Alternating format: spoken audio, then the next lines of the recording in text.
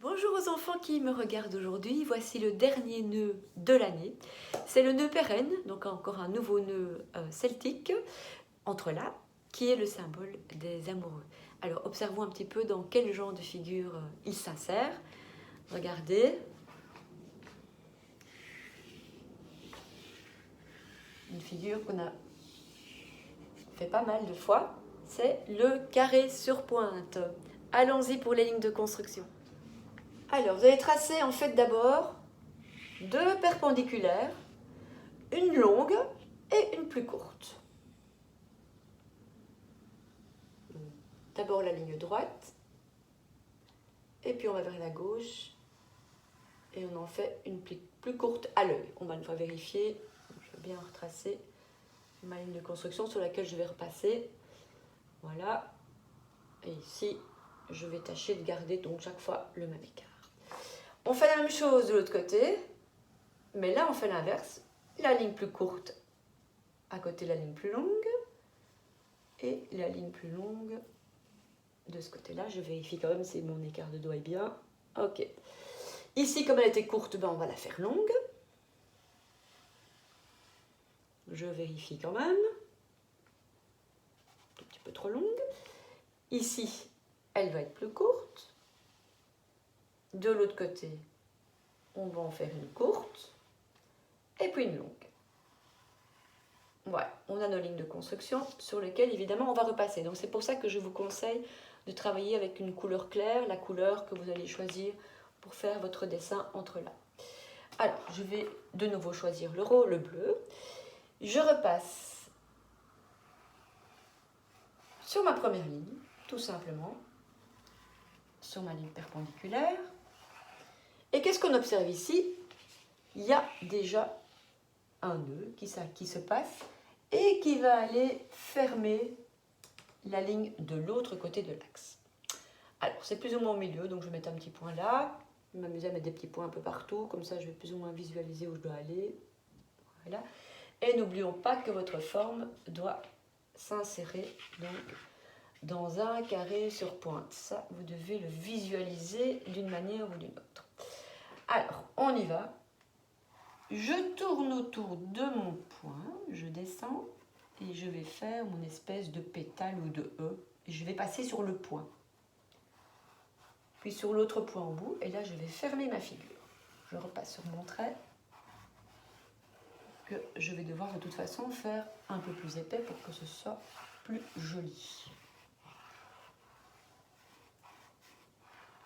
Donc restez bien parallèle à votre ligne de construction. Ici on repasse également sur la ligne de construction. Je remonte. Je marque déjà bien mes épaisseurs, les mêmes partout. Je vais devoir faire ça dans l'inverse, mais également vertical. Donc, une petite difficulté en plus. Hop, voilà. Là, je dois redescendre en passant par mon point. Voilà, jusqu'en bas. Je remonte sur ma ligne de construction. Voilà. Mon petit point était là, donc je vais devoir le contourner cette fois-ci et faire ma pétale cette fois-ci horizontale.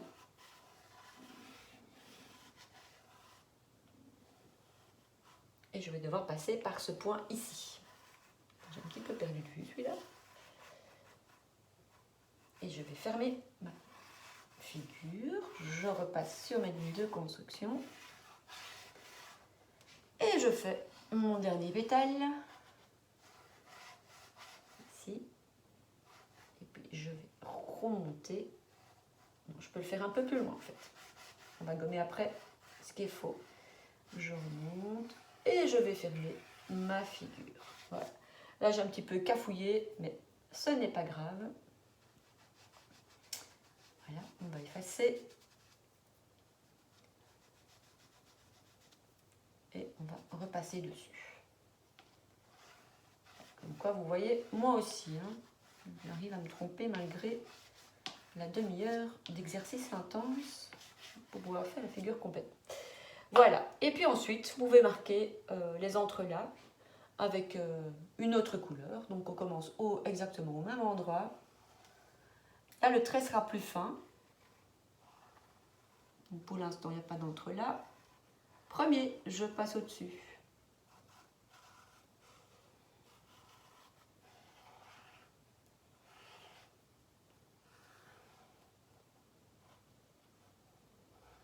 Je passe en dessous, au-dessus, à travers tout.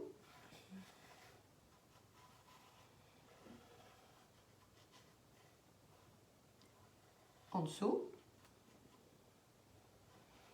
au-dessus, en dessous, au-dessus.